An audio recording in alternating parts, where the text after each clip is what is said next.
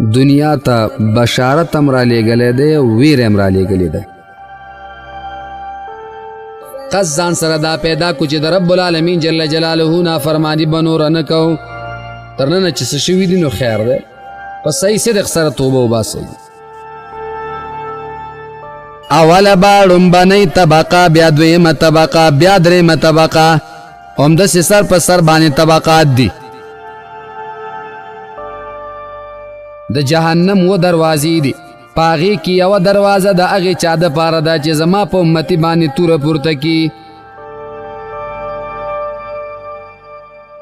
الله جل جلاله فرمای په تاسو کې بهترین ستاسو چې دی هغه دی چې تقواداره وي.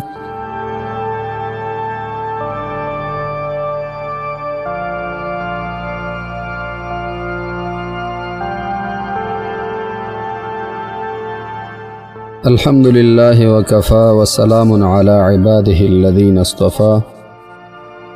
خصوصا على سيد الأولين والآخرين شفيع المذنبين وخاتم النبيين والمرسلين إلى يوم الدين،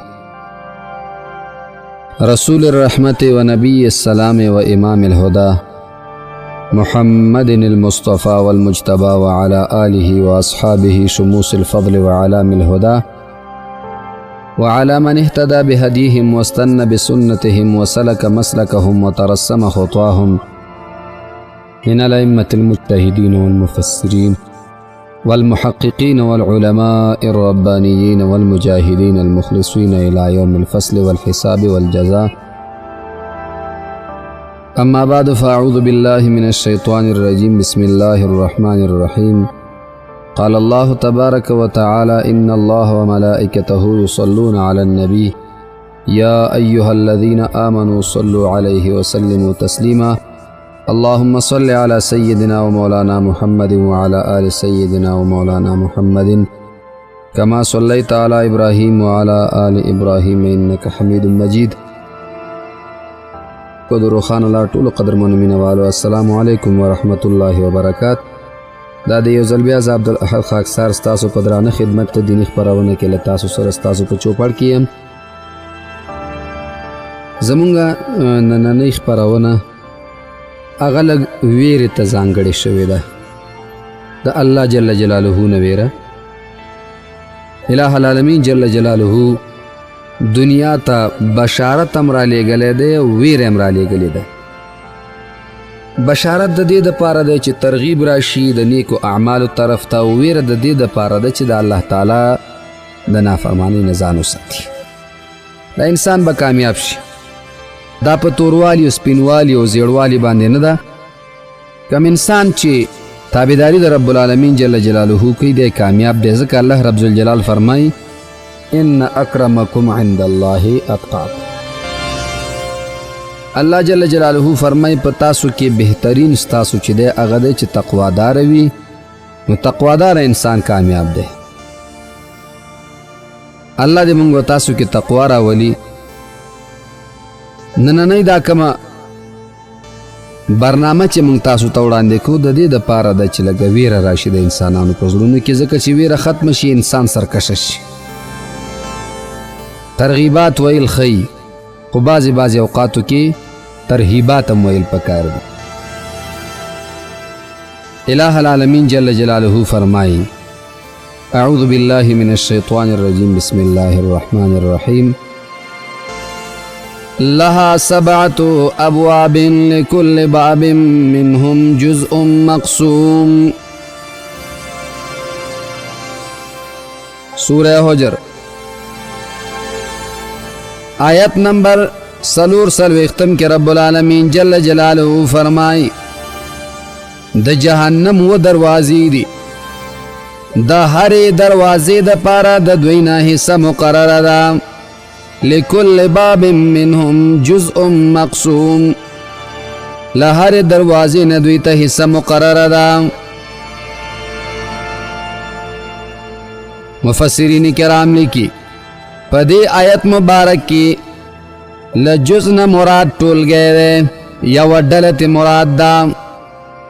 یو جماعت تین مراد دے خواہ ویلے شوی دی چلے دروازو سخا، مطلب طبقی دی چی یو طبقه د بل طبقی د پاسه دا بل د بل د پاسه دا یو د بل د پاسه دا او هر طبقه قرآن عظیم الشان نم سره یاد کړی ابن جریج وايي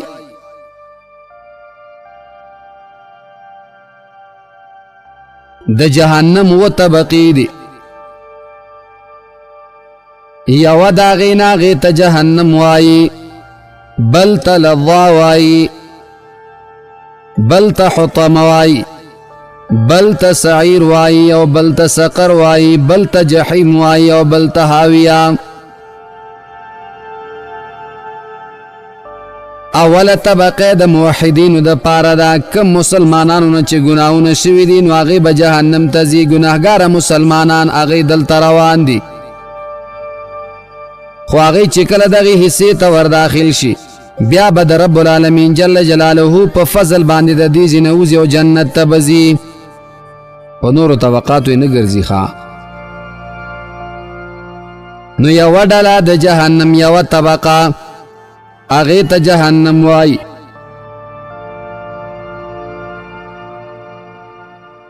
مونږ تاسو عموم کې ټولو ته جهنم وایو مگر جهنم یوه طبقه ده چې په هغې کې به ګناهګار مسلمانان نارینه او ښځینه اوسیږي خو دلته به د دوی ګناهونه ورجلی شي الله تعالی به یې وړاندې جهنم ته ونه لیږي بلکې جنت ته به یې روان کي الله دې مونږ تاسو ټول د دې نه محفوظ وساتي او الله تعالی مو د همداسې بخښنه نصیب کړي دویمه چې کومې ته لظا ویلی شي دا د یهودیانو دپاره خاص ده یهود ګناهګار به لظا ته ځي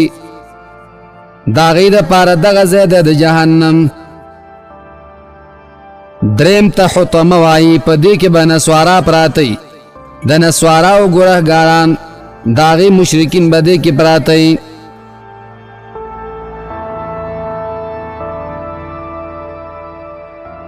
په څلورمه طبقه د جهنم کې صایبین به پراته وي چې دا بې دینان دي ځان دپاره چې څه خوښ شوی دی په کوم دین کې هغې راغستی دی آسماني دین نه لري څه چې خوښ شوي بس هغې ځان ته کش کړي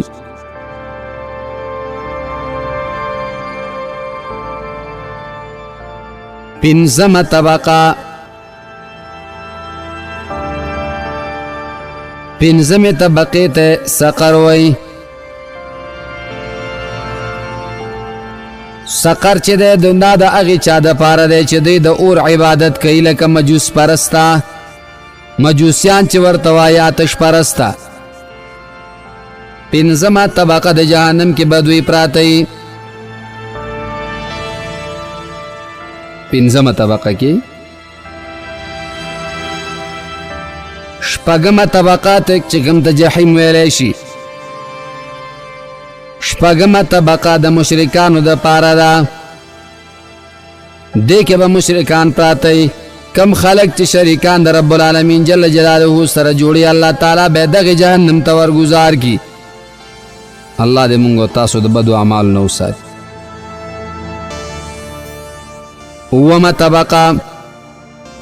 اوومه طبقه به د منافقینو دپاره وي چې دا د جهنم د ټولو نه لویه او بره طبقه ده دې کې به منافقین پراته وي قرآن عظیم الشان په دې باندې گواهی کوي ان المنافقین فی الدرک الاسفل من النار دوی به د جهنم په آخري طبقه کې پراته وي آخري طبقه د جهنم چې د هغې کې به دوی پراته وي دغسې دا نور طبقات والا چې هلته څه خلک پراته د الله تعالی په عذاب باندې معذب وي هغې به هم سوځېږي رب العالمین جل جلاله دې په خپل فضل باندې مونږ تاسو ته امان را نصیب کی دویم روایت کې راځي چې د جهنم و طبقې دي د ابلیس پیروان چې دي د شیطان پیروان دام په و برخو باندې ویشلی کېږي نو هره ډله به د جهنم یوې طبقې ته ور داخلیږي وایي دا ځکه په دې وجه باندې چې په کفر کې او په ګناهونو کې مختلفې درجې دي د چا چې ډېر ګناهونه دي سخته ګناه یې کړې ده نو سخت جهنم ته به روان وي او د چا چې ګناهونه کم دي نو هغې به دې آسان جهنم ته ځي اسانه خو پکې یو هم نشته خو بیا هم وخت پکې کمی عذابونه پکې کمی او داسې په روایاتو کې راځي چې د جهنم و طبقې د انسانانو د و اندامونو برابر پیدا کړی شوي دي د هغې مطابق الله تعالی پیدا کړي دي چې هغه اندامونه علما کرام عبارت یادوي د هغه د څو اندامونو نه ده سترګې ورته وایي غوږونه ژبه ګېډه شرمګاه او لاس او پښه وایي دا اوه اندامونه دي او اوه طبقات د جهنم دي نو په دې معنا باندې چې د کم اندام نه ګناه وشوه نو د هغې اندام د ګناه مطابق به دی جهنم ته ځي د هغې د ګناه مطابق به دی ځي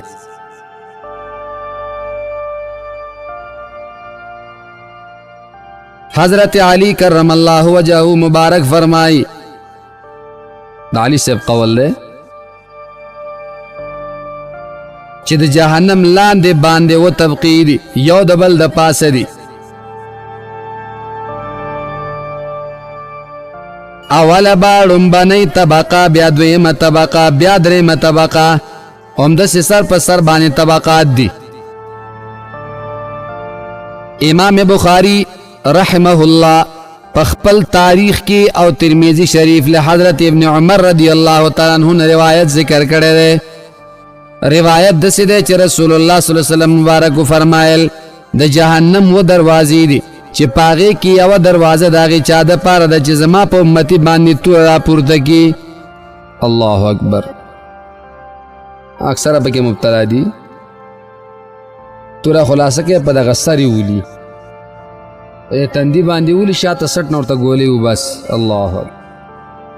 او بیا وایي چې دا مې ډېر زبردست کار وکړه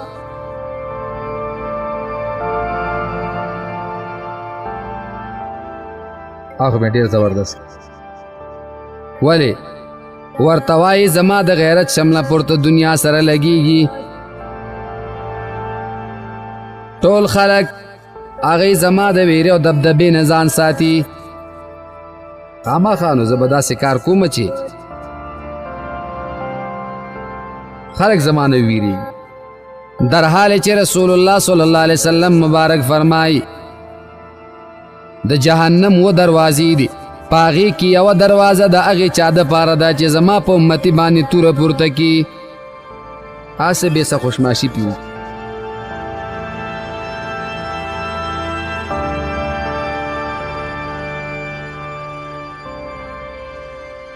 د جهنم په اړه علماء کرام مختلف احادیث ذکر کوي مختلف احادیث دي هغه ذکر کوي امام ابو داود امام نسائی امام ترمذی رحمت الله علیه روایت ذکر کړی دی کله چې الله تعالی جنت او دوزخ پیدا کړ دواړه نو رب العالمین جل جلاله جبرائیل علیه الصلاۃ والسلام ته ویل جنت ته لاړ شه جنت ته ځکه لاړ شه چې په جنت کې کوم نعمتونه ما جنتیانو دپاره تیار کړي دي هغه وګوره جبرائیل علیه الصلاۃ والسلام راغی جنت ته راغی نعمتونه یې ولیدل د جنتیانو دپاره سهولتونه ولیدل هغه ټول نعمتونه یې ولیدل بیا د رب العالمین جل جلاله په دربار کې حاضر شه عرض یې وکړه ای الله ستا په عزت د زما قسم وي هر څوک چې د دې جنت صفت واوري نو هغه به هرومرو دلته راځي د دې ځای د راتلو دپاره به کوشش کوي نو رب العالمین جل جلاله حکم وکړه جنت په تکلیفونو کې پټ کړه چې دا په تکلیفونو کې پټ کړي جبریل علیه الصلاۃ والسلام ته حکم وکړه اوس لاړ شه او جنت وګوره چې ما د هغې د اوسېدونکو دپاره څه تیار کړي دي کله چې جبریل علیه الصلاۃ والسلام راغی او جنت یې ولیده چې هغه جنت په تکلیفونو کې زحمتونو کې کړاوونو کې پټ دی نو بیا د رب العالمین جل جلاله حضور ته راغی ورته ویل ای الله ستا په عزت مې د قسم وي ستا په جلال مې د قسم وي زه خو په دې خبره باندې ډېر ووېرېدلم چې هسې نه زما د وجې نه زما په دې خبره باندې زه ډېر ووېرېدلم چې ای رب العالمینا خلق به دغه سختۍ ونه زغمي مګر جنت به د لاسه ورکي.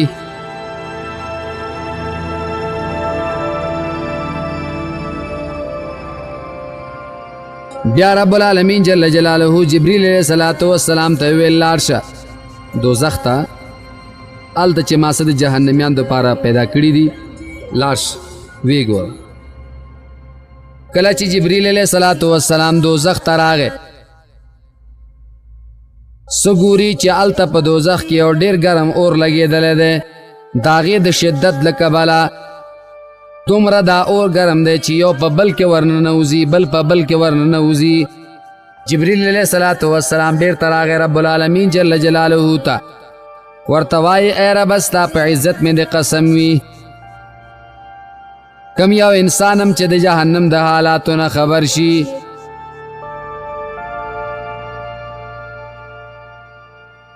ستا په عزت مې د قسم وي چې څوک د جهنم له حالاتو نه خبر شي او دغه کیفیت یې واوري نو هیڅ کله به ورته د راتلو کوښښ ونه کړي. رب العالمین جل جلاله حکم وکړه چې جهنم دې په شهواتو کې پټ کړی شي. کم خلک چې په خپلو شهوتونو باندې قبضه لري هغې به جهنم نه پاتې کیږي. بیا رب العالمین جل جلاله جبریل علیہ الصلوۃ والسلام ته حکم وکړه جبریل لاړ شه دوزخ وګوره. کله چې جبریل علیہ الصلوۃ والسلام راغی وی کته جهنم مې په خواهش کې پټ کړی دیوالونه ورته خواهشات دي. د جبریل علیہ الصلوۃ والسلام وویل ای الله ستا په عزت مې د قسم وي په دې خبره باندې زه ډېره زیاته ویره کومه چې هېڅوک به هم د جهنم ته د داخلېدلو نه بچ پاتې نشي ټول به ورځي.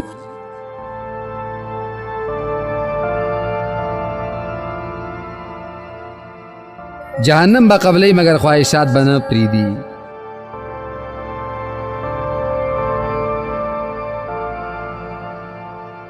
امام بیهقی رحمت اللہ علیہ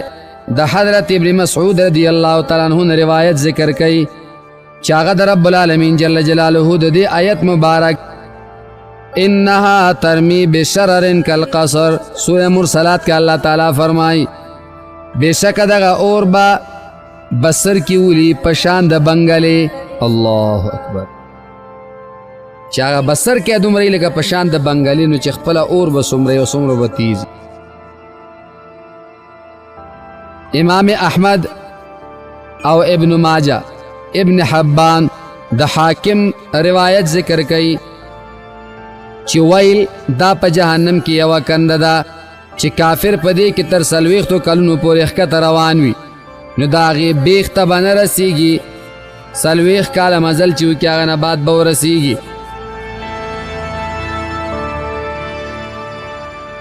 جهنم کې یو کنده ده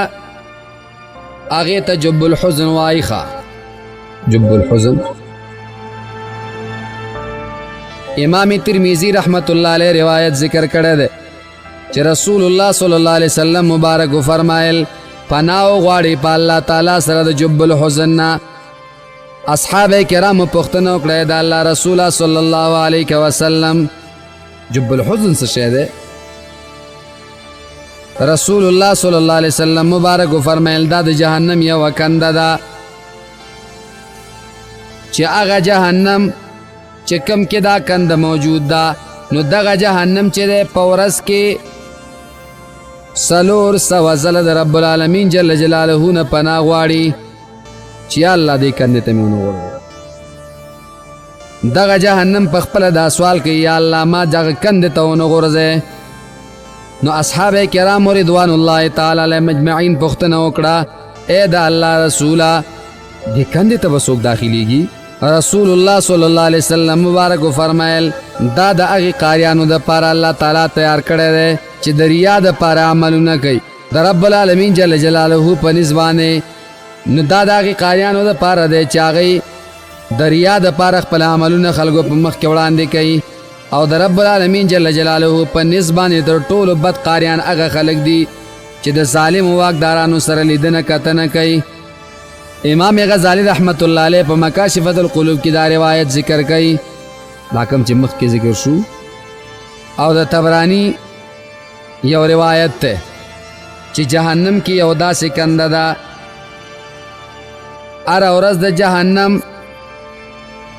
د دغه کندې نه خپله جهنم 400 ځله پناه غواړي.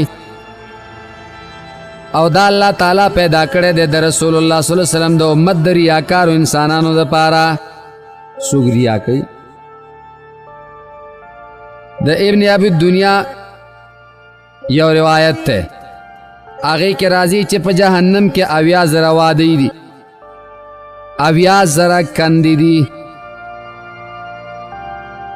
په جهنم کې 80,000 کندې دي، په هر کنده کې 80,000 کندې نوري دي، او د هر کندې کې 80,000 سوري دي، او په هر سوري کې یو مار دی چې د دوزخیانو مخونه بچي چی. الله اکبر. آسانه خبرې نه دي.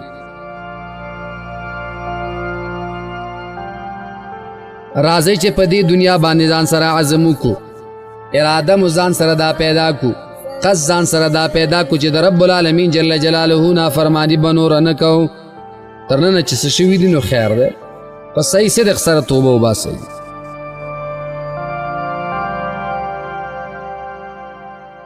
امام بخاری رحمه الله په خپل تاریخ کې یو روایت ذکر کړی. روایت داسې دی چې په جهنم کې 80,000 وادیانی دي، 80,000 کندې دي، په هره کنده کې 80,000 کندې نوري دي. وادي ډېرې غټې کندې ته وایي او کنده وړې ته وایي. بیا په هره کنده کې 80,000 کورونه دي، په هر یو کور کې 80,000 کوټې دي، په هره کوټه کې 80,000 څانګې دي، او په هرې څانګې کې ساګانې پکې دي، او په هر سا کې 80,000 ماران دي.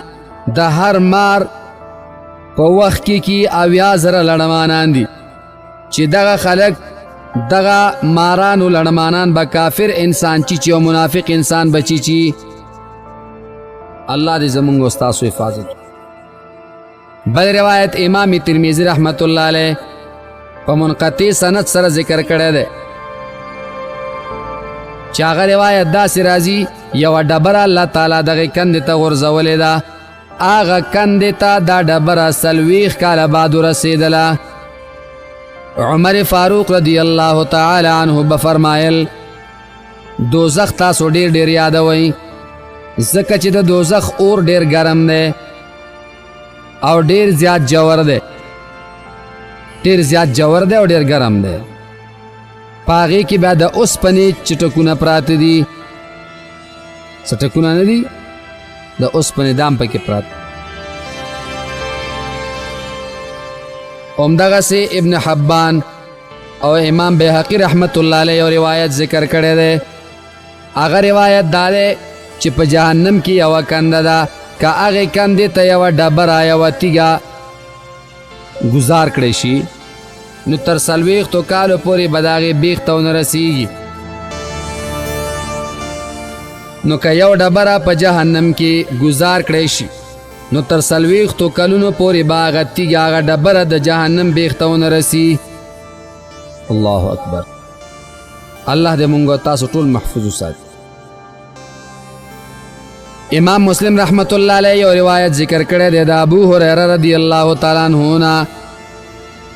روایت داسې ذکر کوي چې موږ د رسول الله صلی الله علیه وسلم مبارک سره ناستو، یو ډېر لوی اواز مو اورېده. رسول الله صلی الله علیه وسلم مبارک فرمایل آیا تاسو پوهیږئ عربو دا څه شی او د څه شي اواز؟ اصحاب کرام دا ډېر دینداره خلک و، ډېر مؤدبینو. صحابه کرام مونږ ویل یا رسول الله، الله او د الله رسول خو پوهیږي، مونږ په هغې باندې نه پوهیږو. رسول الله صلی الله علیه وسلم مبارک مونږ ته خبره شروع کړله چې دا ګړز د څه شي و. رسول الله مبارک فرمایل دا یو ډبره وه اویا کاله مخکې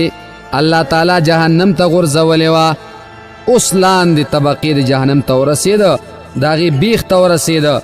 نو دا ګړز آواز مو چې واورېد نو دا د هغې تیږي. طبرانی له ابو سعید خدری رضی الله تعالی عنہ نه روایت ذکر کوي، هغې کې وایي یو ورځ رسول الله صلی الله علیه وسلم مبارک ډېر هیبتناک او ستر آواز واورېده.